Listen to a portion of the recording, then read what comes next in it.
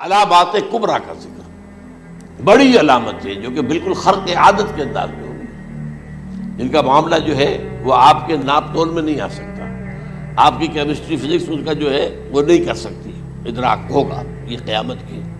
ان میں نمبر 1 کیا ہے؟ ایک بہت بڑا دھواں آئے گا، پوری دنیا کو لپیٹے گا۔ نمبر 2، دجال کا ظہور ہوگا جو اپنی خدائی کا دعویٰ لے کر آئے گا اور بنوائے گا۔ اس کے ہاتھ میں ہو جائیں گے، قبضے میں ہو جائیں گے سارے ذرائع پیداوار کے۔ اس کی طرف پہلا قدم اٹھ چکا ہو، ٹرپس کے نام سے معاہدہ ہو چکا ہے۔ کوئی ملک اپنا بیج پیدا نہیں کر سکتا ہو، یہ بیج ہم نے ڈیولپ کیے ہیں۔ ان کے ڈیولپمنٹ سے پہلے تم ایک ایکڑ سے کتنی گندم لیتے تھے، آج کتنی لے رہے ہیں؟ کس بنا پر؟ جینیٹکس کا جو کام ہم نے کیا ہے اس کی بنا پر ہو رہا۔ ہاں تو ہمارا حق ہے، اس کی رائلٹی ہمارے پاس آنی چاہیے۔ لہذا صرف ان اداروں سے، ملٹی نیشنل سے خریدا جائے گا بیج، اور بیج بھی وہ دیں گے وہ کہ جس سے جو فصل اگے گی وہ بیج نہیں لا سکتی، وہ بیج کا کام نہیں کر سکتی۔ جیسے آپ کو معلوم ہے کہ آپ کے ہاں جو گوشت کھایا جاتا ہے مرغے کا، تو مرغا گوشت جو ہے اس میں مرغا ہو یا مرغی ہو، اس کے اندر کوئی وہ کیفیت ہی نہیں ہے۔ ان کے انڈے جو ہے ان سے آپ بچے حاصل نہیں کر سکتے، ہے تو انڈا، دیکھنے کو تو انڈا ہے، لیکن وہ بنڈا جو ہے اس سے بچہ تو نہیں حاصل کر سکتے۔ ایسے ہی وہ گندم کا بیج لیں گے، نظر آئے گی گندم، لیکن اس کے اندر وہ صلاحیت نہیں ہے کہ اس سے جو فصل اگے گی اس کا نتیجہ جو ہے وہ بھی آپ لے سکیں۔ یہ ہونا ہے، اللہ جانے، قدم اٹھ رہے ہیں ادھر۔ پھر یہ ہے کہ دابۃ الارض، زمین سے ایک حیوان نمودار ہوگا، زمین شق ہوگی۔ ابھی میں کہہ رہا ہوں خرق عادت ہے، یہ چیزیں وہ نہیں ہیں جو ہماری کسی حساب کتاب میں جو باتیں پہلے آئی ہیں وہ تو حساب کتاب میں آ رہی ہیں، ساری سمجھ میں آ رہی ہیں، ساری چیزیں مشاہدہ ان کا ہو رہا ہے۔ لیکن یہ ہے کہ دابۃ الارض، یہ کہتے ہیں کہ کوہ صفا، اس میں تو نہیں ہے حدیث میں، کوہ صفا پھٹے گا اور اس میں سے ایک حیوان دابہ وہ ظاہر ہوگا، جو اسی لیے فرمایا ہے وَإِذَا وَقَعَ الْقَوْلُ عَلَيْهِمْ أَخْرَجْنَا لَهُمْ دَابَّةً مِّنَ الْأَرْضِ تُكَلِّمُهُمْ، تو ہم اندر سے پیٹ کے چیر کر زمین کے پیٹ کو ایک حیوان کو برآمد کریں گے جو انسانوں سے بات کرے گا، گفتگو کرے گا۔ نمبر 4، طلوع الشمس من المغرب، یہ بھی خرق عادت، سورج تو طلوع ہوتا ہے مشرق سے، غروب ہوتا ہے مغرب میں، لیکن اس وقت معاملہ الٹا ہوتا ہے۔ یعنی جو کائنات کے اندر جو گڑبڑ ہوگی کچھ سمجھ میں بات آتی ہے کہ یہ معاملہ جو ہے، یہ تو اس پورے سولر سسٹم کو اگر بدل دیتے ہیں تو مشرق مغرب ہو جانا، مغرب مشرق ہو جانا، یہ سمجھ میں آنے والی بات ہے۔ اس کے بعد ہے عیسیٰ ابن مریم کا نزول، جس کے بارے میں آج میں نے گفتگو کی ہے تفصیل سے۔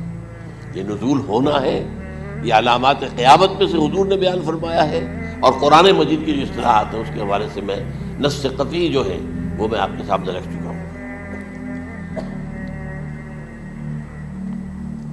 پھر یاجوج ماجوج کا ایک معاملہ ہے، یہ میں ابھی اس وقت زیادہ اس پر بات نہیں کر سکتا۔ حضرت عیسیٰ علیہ السلام کے نزول کے بعد 2 کام ہوں گے، یہودیوں کا قلع قمع ختم، تمام یہودی، ایک کام تو یہ ہونا ہے، اور نمبر 2 عیسائیت کا ختم ہو جانا، عیسائیت کی نفی کر دیں گے، بھائی تم مجھے خدا کا بیٹا بنائے بیٹھے ہو، میں تم خدا کا بیٹا نہیں ہوں، میں تو اس کا بندہ ہوں، رسول ہوں، میں نے تم سے کب کہا تھا کہ مجھے خدا کا بیٹا بناؤ۔ نمبر 2 یہ کہ وہ خنزیر کو قتل کر دیں گے، یعنی یہ تم نے خنزیر کب سے کھانا شروع کر دیا؟ میں تو تم کو نکاح اجازت دے کر گیا تھا، یہ تو شریعت موسوی میں حرام تھا، اور میں کہہ کر گیا تھا کہ یہی شریعت تم پر لاگو رہے گی، ہاؤ کم تم نے کیسے یہ؟ آج بھی بہت سے رومن کیتھولکس جو ہے وہ سور نہیں کھاتے، وہ ہے ان کے اندر کچھ نہ کچھ بعض جو ہے جو حضرت عیسیٰ کی تعلیمات کا کچھ اثر ان کے ہاں ہے۔ میں تو ایک مرتبہ، یہ 1971 کی بات ہے، 4-5 دن کے لیے برسلز میں رکا تھا، اس لیے کہ وہاں مجھے ایک صاحب نے خط لکھا تھا کہ وہاں ایک نوجوان ہے، ابھی اس ایمان لایا ہے، اور اس کے کچھ مسائل ہیں، ہم کوشش کر رہے ہیں کہ مسائل حل کریں، آپ بھی جا رہے ہیں۔ میں انگلینڈ جا رہا تھا تو واپسی پر آپ ان کے یہاں چند دن ٹھہرے، میں حیران ہوا، ویسے اس نے مجھے اپنے گھر ٹھہرایا نہیں، اس لیے کہ ماں باپ تو اس کے کرسچن تھے، اور پولیس کا چیف آفیسر اس کا باپ تھا، چیف آف پولیس فورس۔ اس نے مجھ سے 1 دن کھانے پہ بلایا، میں ہوٹل میں ٹھہرایا مجھے، اس نے کہا آپ اطمینان سے یہاں کھانا کھائیں، اس گھر میں نہ آج تک کوئی شراب کی بوند آئی ہے اور نہ ہی کوئی بوٹی آئی ہے سور کی۔ رومن کیتھولک اب اکلوتا بیٹا تھا عبد العزیز، نے بعد میں بیان رکھا، وان کینٹر اس کا نام تھا جو کہ اوریجنل تھا، پھر اس نے نام رکھا عبد العزیز وان کینٹر، پرانا نام بھی باہر رکھا۔ نہایت خوبصورت 28 سال کی عمر تھی، اور اس وقت میں نے دیکھا تھا کہ اس کی فقہی معلومات جو ہے میری معلومات سے 10 گنا زیادہ۔ اس کی وجہ کیا ہے؟ وہ گیا تھا موراکو میں ایز اے ٹیچر ملازمت کرنے، پیسہ کمانے، وہاں وہ مسلمانوں سے اس کا ہوا ربط ضبط ہوا، اسلام کی تعلیمات سامنے آئی، اسلام میں آیا۔ اب اکلوتا بیٹا ہے اور ماں باپ جو ہے کرسچن کیتھولکس۔ جب وہاں سے واپس آیا تو پھر کہتے ہیں کہ ہمارے درمیان ایک معاہدہ ہے، وی آر لیونگ ٹوگیدر، لیکن یہ معاہدہ ہے ہم مذہب پہ بات نہیں کریں گے، بس باقی جو بھی ہے وہ ساتھ رہ رہے ہیں۔ لیکن میں حیران ہوا، مجھے معلوم نہیں تھا۔ اچھا اس کے بعد اس نے جب اسلام کا فیصلہ کیا تو اس کے سامنے سوال آیا کون سی فقہ اختیار کروں؟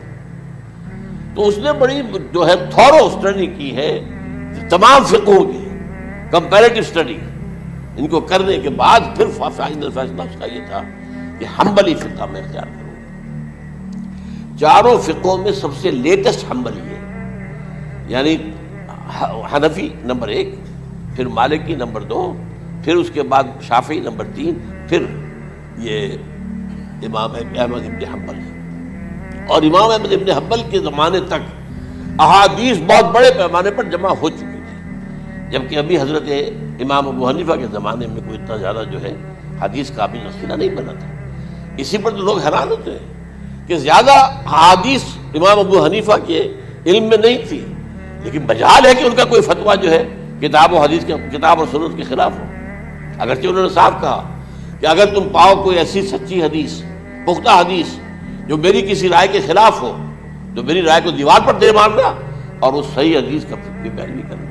لیکن ویسے اس کے بعد یہ کمال یہ ہے کہ بہت ہی کوئی شاذ معاملہ ہے کہ جس میں ان کا کوئی فتویٰ وہ کتاب و سنت کے منافی ہو یا سنت کے منافی ہو۔ کتاب میں تو سوال پیدا نہیں ہوتا، کتاب تو ساری ان کے سامنے موجود تھی۔ اس کے بعد یہ ہے کہ یاجوج ماجوج، جس میں بتا رہا تھا آپ کو کہ جب عیسائیت بھی ختم ہو گئی، یہود ویسے ختم ہو گئے، استیصال ہو گیا، جڑ کٹ گئی، اب عیسائیت گویا کہ اسلام میں ضم ہو گئی، عیسائیت مذہب ختم، یہودی خود ختم۔ اب یہ طاقت کتنی ہو جائے گی؟ تقریباً 2/3 دنیا آ گئی تمام۔ اب عیسائی 2 ارب کے قریب ہیں، 1 ارب 90 لاکھ ہو گیا، 90 کروڑ ہو گیا۔ مسلمان بھی 1 کروڑ 50-60 لاکھ ہیں، دونوں کو جوڑ لیجیے کتنے ہو گئے؟ 6 ارب کل آبادی ہے۔ لیکن اس کے بعد آتا ہے یاجوج ماجوج کا خروج۔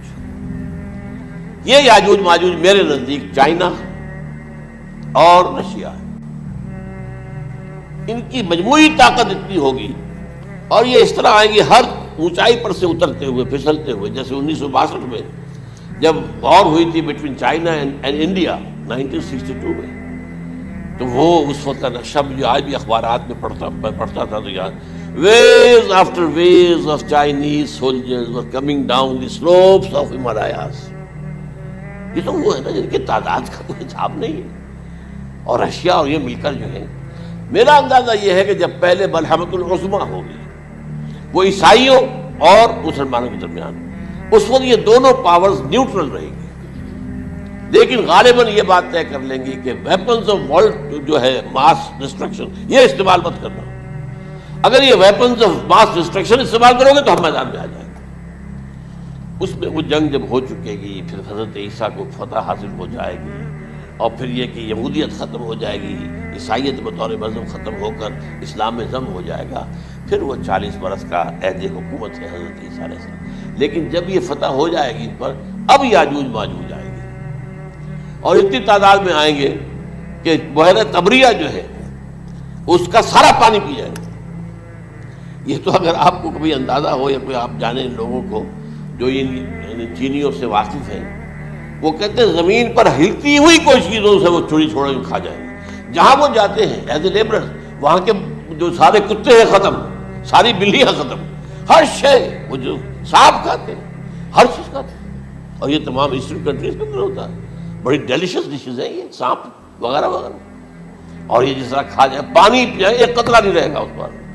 تو پھر جو ہے اللہ تعالیٰ اس وقت جو ہے اس میں ایک ایسی بیماری پیدا کرے گا کہ یہ سب مر جائے. یہ معجزے سے ہوگا، یعنی ان کے اوپر فتح جو ہے وہ عام لڑائی کے ذریعے سے نہیں ہوگی، بلکہ اس کے اوپر فتح جو ہوگی وہ اللہ تعالیٰ سے پہنچے. ایک بیماری پیدا ہوگی، سب مر جائے گا. اور اس کے بعد اللہ تعالیٰ ایسے پرندے بھیجے گا بڑی لمبی لمبی گردنوں والے، وہ ان سب کو کھا جائیں گے. جیسے ہمارے ہاں گدھ ہوتے ہیں وہ ان کو صاف کر دیں گے. ورنہ تو یہ ہے کہ پوری دنیا کے اندر جو بدبو اور جو پیدا ہوتا معاملہ اس سے، تو اس نوع انسانی کی بقا ممکن نہیں تھی. ان کے خاتمے کے بعد پھر یہ ہوگا کہ حکومت اسلامی جو ہے پوری دنیا میں حضرت مسیح علیہ السلام کی ہوگی.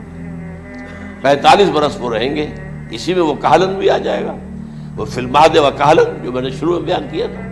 اسی میں پھر یہ ہے کہ وہ شادی بھی کریں گے، ان کی اولاد بھی ہوگی، اور پھر انتقال ہوگا تو حضرت حضور صلی اللہ علیہ وسلم کے حجرے میں، وہیں پر جہاں حضور اور ابو بکر اور عمر رضی اللہ تعالیٰ عنہ دفن ہے، وہیں پہ ان کو دفن کیا جائے. اور قیامت کے دن حضور فرماتے ہیں کہ میں اور یہ تینوں ساتھ نکلیں گے. تو یہ ہے حالات و واقعات.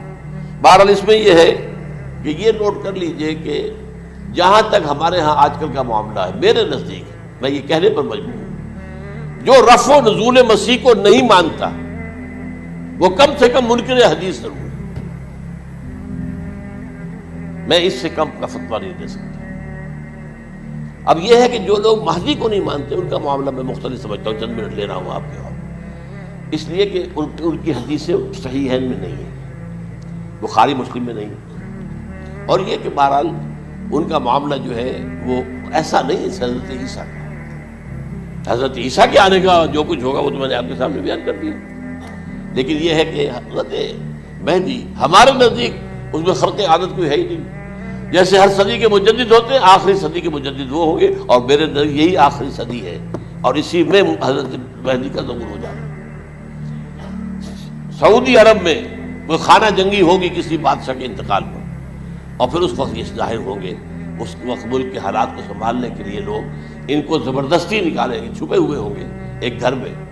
یہ حضرت ام سلمہ رضی اللہ تعالی عنہ کی روایت ہے کہ ایک بادشاہ کے انتقال پر یہ خانہ جنگی ہو جائے گا، اور ایک شخص مدینے سے بھاگ کر مکے میں چھپ جائے گا. یہ تو ہے ان کے الفاظ، میں توجیہ کر رہا ہوں. یہ لوگ ان کی طرف دیکھ رہے ہوں گے کہ یہ جو وقت آیا ہے فتنے کا ہماری قوم پر، ہمارے ملک پر، تو ان کی شخصیت ایسی ہے کہ یہ بیچ میں آئیں، صلح صفائی کرائیں، اور وہ جو ہے اس ذمہ داری سے بچ کر بھاگیں گے اور جا کر مکے میں چھپ جائیں گے. پھر لوگ انہیں تلاش کر کے نکالیں گے اور زبردستی ان کے ہاتھ پر بیعت کریں گے، ورنہ وہ اتنے بڑے منصب کو. اور پھر یہ بھی ہے، ایک حدیث میں آتا ہے یصلحُ فی لیلۃ واحدہ، ایک رات میں ان کی مکمل اصلاح کر دیں گے. یعنی اگر کوئی تھوڑا بہت نقص اور عیب کوئی ہوا بھی، کوئی کمی کوتاہی ہوئی بھی، تو اللہ تعالیٰ ایک رات میں اصلاح کروا دے. لیکن ہمارے نزدیک اس کے اندر کوئی خرق عادت ہے ہی نہیں. البتہ جو کہتے ہیں اہل تشیع، وہ خرق عادت ہے کہ ان کے 12ویں امام جو ہے وہ بچپن ہی کے اندر اس خوف سے کہ جو بنو عباس بادشاہ ہیں وہ ان کو قتل کر دیں گے، تو وہ ایک غار میں چھپا دیے گئے. اب وہ 1200 برس سے اس غار کے اندر چھپے ہوئے، اور اس کے بعد وہ ظاہر ہوگی، وہ امام مہدی ہوں گے. اس میں خرق عادت ہے. لیکن میں یہ کہتا ہوں کہ محض خرق عادت کی بنیاد پر ہم اس کی نفی نہیں کریں گے. کیوں؟ کیا ہم یہ نہیں مانتے کہ اصحاب کہف 300 برس تک سوئے رہے؟ یہ کیا عام بات ہے؟ حضرت عزیر علیہ السلام اللہ نے انہیں موت دی، موت، اور 100 برس کے بعد لا کر کے اٹھا لیا. تو خرق عادت حضرت عیسیٰ کو ہم اتنا بڑا خرق عادت مانتے ہیں کہ اٹھا کر آسمان پر، تیسرے آسمان کے اوپر ہیں، موجود ہیں، اب بھی ہیں. شب معراج میں تیسرے آسمان پر حضور کی ملاقات ان سے ہوئی. تو یہ خرق عادت کی بنیاد پر نفی نہیں ہم کرتے. ہو سکتا ہے، لیکن یہ کہ اس کے لیے ہمارے پاس کوئی دلیل نہیں، کوئی احادیث نہیں، کچھ نہیں، اس لیے ہم اس کو نہیں مانتے. البتہ خود وجود جو ہے حضرت مہدی کا وہ کوئی عجیب بات نہیں ہے. وہ تو جیسے پہلے بھی آئے ہیں ہمارے مجددین، ایسے مجدد ہوں گے اور دین کو تازہ کر دیں گے. ایک صحیح اسلامی ریاست جو ہے وہ عرب میں قائم ہو جائے گی دوبارہ. حضور نے فرمایا وہ عدل اور انصاف سے عرب کو اسی طرح بھر دے گا جیسے کہ وہ اس سے پہلے ظلم اور جور اور زیادتیوں کے اس سے بھری ہوئی ہوگی. تو یہ کام ہوگا، یہ تو مجدد کا کام ہوتا ہی ہے. اس حوالے سے لیکن بہرحال میں نے پھر بھی کہا کہ اگر احادیث کی کمزوری کی وجہ سے کہ صحیح عین میں نہیں ہے، اگر کوئی شخص انکار کرے تو مجھے کوئی اعتراض نہیں ہے، ٹھیک ہے، لیکن جو حضرت عیسیٰ کے نفع سماوی اور حضرت عیسیٰ کے نزول کا انکار کرتا ہے وہ کم سے کم، میں انہیں اور آگے کوئی فتویٰ نہیں دیتا کہ وہ کافر ہو گئے یا یہ ہو گیا یا وہ ہو گیا، لیکن منکر حدیث کے لائن میں تو وہ لازماً کھڑے ہو